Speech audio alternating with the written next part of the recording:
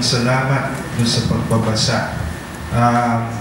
Ngayon ay hihimay-himayin po natin yung binasa natin. Medyo mahaba-haba gaya ng inyong na-notice. We have 46 verses all in all dito sa chapter 27 ng Genesis na ito. No? First, if you look at the whole story, ang buong kwento ng Genesis 27, siyempre ay tungkol doon sa pagbabasbas na ginawa ni Isaac para kay Jacob. And this explains to us why from Abraham to Isaac, ang naging patriarch ay hindi ang firstborn na si Esau. No? Si Esau ang mas matanda. Although kambal naman talaga sila eh. Kambal, pero nauna lang lumabas si nauna dapat lumabas si Esau. Pero hinila pabalik ni Jacob. Inovertaken. No? Kaya sa simula pa lang, gaya na sinabi nga ni Esau dito, 2 beses nang nilalamangan ni Jacob si Esau. Yan, no? Yung nga palang ibig sabihin ng Jacob, no? Jacob, ang ibig sabihin, Jacobi, ang ibig sabihin po sa wikang Hebreo ay tuso. No? Tuso. Yan. So, Esau naman, ang ibig sabihin po sa wikang Hebreo ay mabalbon. Yan. Hairy. Kaya nga, yun din ang karakter niya. Okay, so maliban dyan, itong kwentong ating binasa ay bumubuo pa rin ng pattern na mapapansin po natin sa kabuuan ng Biblia. Ano yung pattern na binubuo at dito'y sinusundan na itong kwento na in the Bible, ang plano ng Diyos will not necessarily involve the older one. Kasi alam nyo, sa kagawian ng lipunan, ang tagapagmana syempre ay ang panganay, ang mas matanda. No? Pero sa mga kwento ng Biblia, mapapansin natin na hindi ito ang magiging pattern. Si Isaac, ay mas bata sa kanyang kapatid na si Ismael. Si Jacob, bata kay Esau. Si Moses, hindi naman siya panganay. Ang mas matandang kapatid ni Moses ay si Aaron. Pero ang magliligtas sa bayan ng Israel ay si Moses. Si Aaron ang magiging unang punong pari, no? ng Israel, the very first high priest, no? Pero the leader will be Moses, no? So yan ang magiging parang takbo ng Bible. At bakit? Kasi gustong i-highlight dito ng Bible na ang pamamaraan ng Diyos ay hindi lamang po yung pagsunod sa batas ng kalikasan, kung hindi yung tinatawag natin na batas ng pagbibiyaya, no? Law of grace. Pag sinabi mong grace, ang characteristic ng grace ay ito'y undeserved. Undeserved. Kaya huwag mo nang tanungin kung bakit mas pinagpapala yung ibang tao kaysa sa'yo. Kasi yun talaga ibig sabihin ng grasya. Ang grasya po hindi natin pwedeng i-justify o i-explain. Yan. So, yan ang ilang mga bagay na gustong bigyan diin dito po sa ating pagbasa. So anyway, para maintindihan natin yung nangyari sa buong 46 verses, actually, ang kwento ng Genesis 27 ay pwede po nating paghiwa-hiwalayin sa 5 eksena. Yan. Kung ikaw ay direktor, 5 eksena ang pwede natin gawin dito sa kwentong ito ng Genesis 27. At sa bawat eksena, ang mapapansin natin ay may palaging dalawang nag-uusap. Yan, no? So yun yung parang structure na ginamit netong nagsulat netong kwentong ito tungkol kay Jacob, the blessing of Jacob. No? Oh, by the way, kaya naman inuunahan ni Jacob pala itong si Esau sapagkat may usapan na sila. Alam niyo ba yan? Naalala niyo? May usapan na sila sa Genesis 25. Pag titignan niyo ang Genesis 25, that is 2 chapters before, may usapan na itong dalawa magkapatid na ang talagang magiging tagapagmana ng tinatawag natin na birthright, yung karapatan ng panganay, no? Ay si Jacob. Pinagpalit ni Esau kay Jacob ang birthright sa isang mangkok na konji. Delikado yung mga masyadong nagugutom, no? Ipagpapalit lahat, no? Basta't may pagkain, no? So, biro mo niya, pinagpalit niya, konji, no? Isang mangkok na yan, no? So, hindi mang konji yan, siguro, ano yan, yung bulalo. Yan. Oo. Kasi stew di bulalo, no? So, may usapan na sila. Pero syempre, kahit ganun ang usapan nila, ang pwede lang naman magbigay ng birthright yung tatay. Di ba? Kahit may usapan kayo, huwag kang pakatitiwala, lalo-lalo na. No? So, tuso si Jacob, no?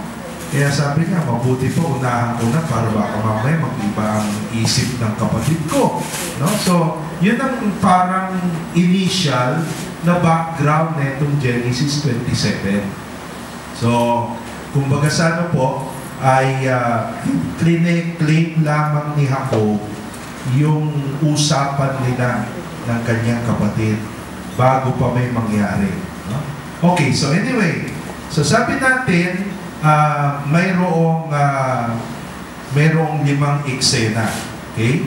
So, ang unang eksena po ay ang pag-uusap ni Isaac at ng kanyang anak na si Esau. Okay? So, yan yung mula sa verse 1 hanggang sa verse 4. Yan. Yan ang unang eksena. Nag-uusap si Isaac at si Esau.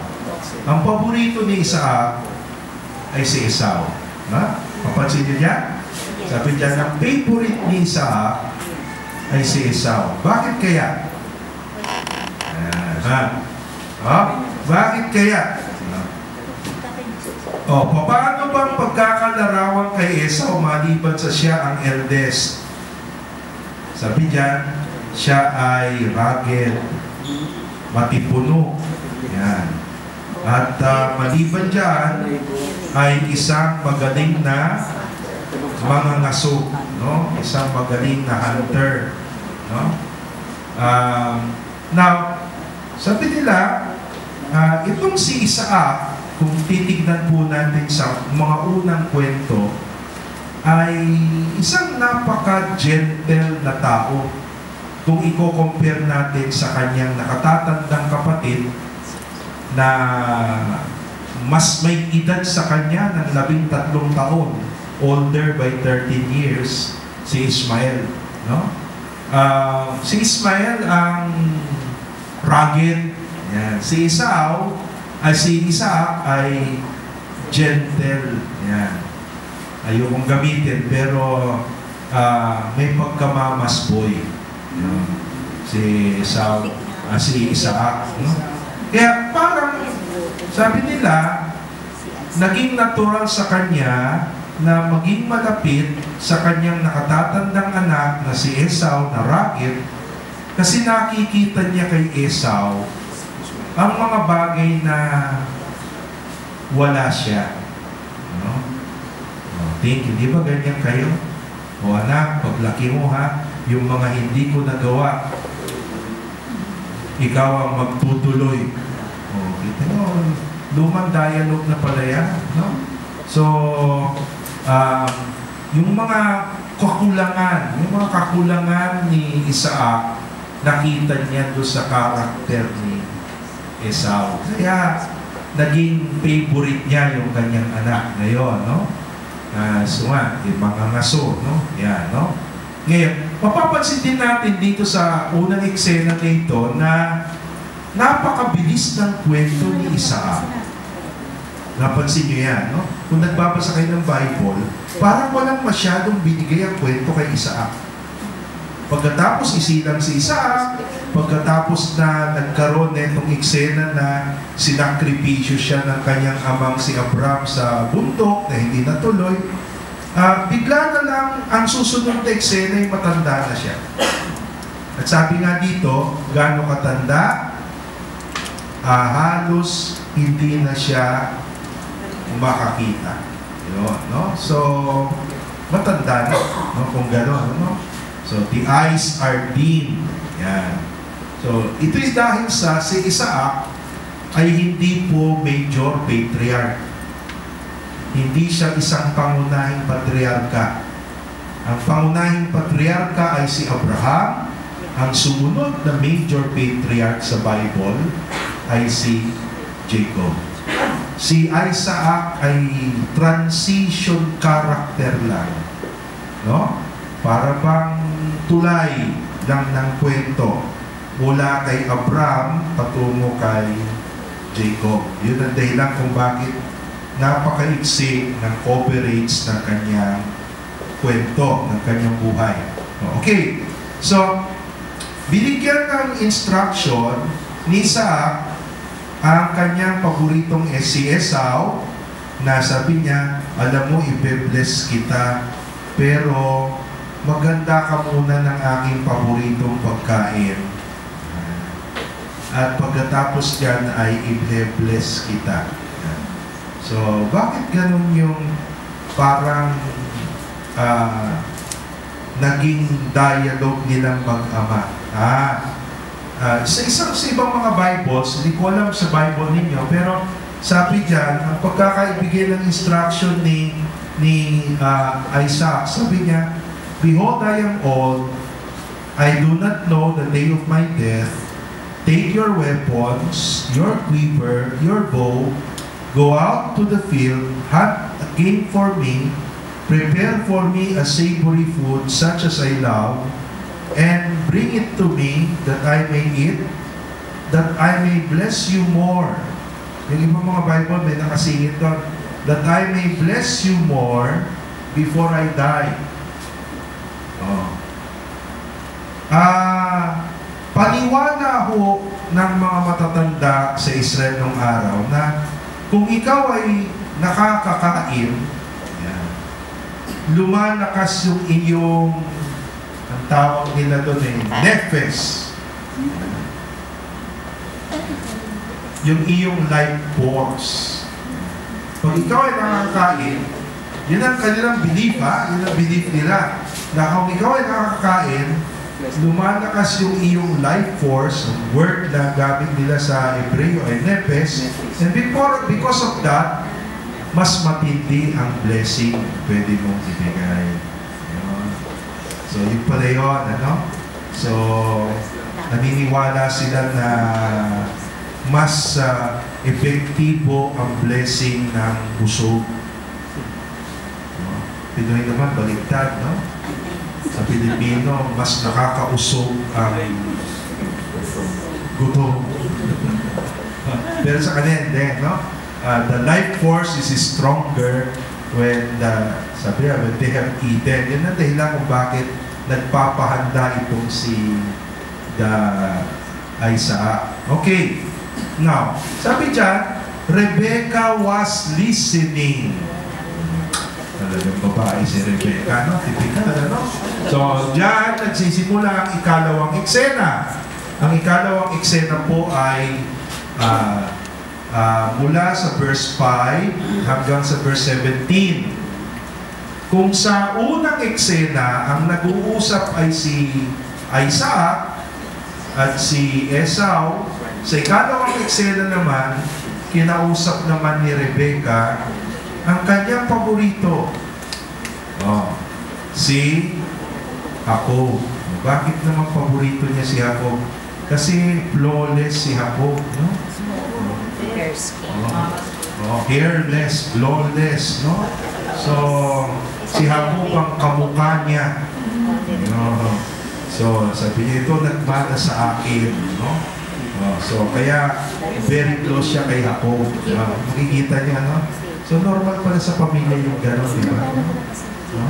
May favorite yung nanay, may favorite yung hindi ko lang alam sa pamilya niyo, no? Pero kahit pala nung olden times, gano'n na, no? Now, bakit nakakapakinig si Rebecca? Dito po, nais kong balikan ang isa sa aking mga binigay na background nun, na ang tolda ng mga lumang Israelita, matatandang Israelita, ang tolda nila ay nahati sa dalawa. May tabing. No? Nakatabing. So, sa kabilang bahagi ng tolda, doon lahat ng mga babae. Sa kabila naman ng tolda, doon ang mga kalalakihan. No? Kaya dapat alam mo kung nasang bahagi ng tolda yung babae at lalaki, kasi kung magkamali ka ng pasok, no?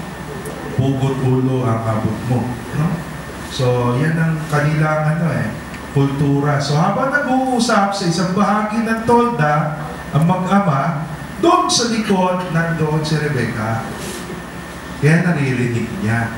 No? So, naririnig niya yung pinag-usapan ng mag-ama. So, dahil sa mahal nga ni Rebecca, itong si Jacob, no? So, tinawag niya si Jacob, no? Dito sa verse 5 to verse 17, at sinabihan niya si Jacob na maganda. So, sabi niya, okay, so paano niya inanda si Jacob? Pinagluto niya. Alam niya kung ano yung favorite ng si Isaac. No? Siyempre, siya yung siya yung asawa. No? So, sabi niya, habang ako'y nagluluto dito, ikaw ay magbihis. So, kinuha yung mga damit ni Esau, isinuot sa kanya yung mga damit, at linagyan ng balahibo, no? Yung kanyang kamay. Siguro yung mga leather, no? Yung mga skin ng mga hayop na pinapadry nila, yun, kinover. No? So, hindi na makikita ni Isaac kasi mahina na nga yung paningin ni Isaac. No? So, dito makikita po natin yung isa din sa mga tema na bubuksan ng Bible, yung magiging power ng kababaihan. No? Although, sa Biblia, authority is with the men. Kasi nga, patriarchal no? Ang may poder, ang may otoridad ay mga lalaki. No? Patriarchal. Pero, sa katunayan, yung mga babae ay mayroong pamamaraan upang umikot sa poder na yan. No? At ito'y mapapansin natin, hindi lang dito, it will become a recurring theme sa buong Bible. Like the story of Esther, Queen Esther sa Old Testament. Or the story of Judith, sa Old Testament. So, sino si Esther, sino si Judith? Yan po ang reading assignment ninyo. So, pero ito yung mga dakilang kababaihan ng Israel na bagamat hindi sila nasa poder, they knew how to move around the power of the men. And of course, later on, sa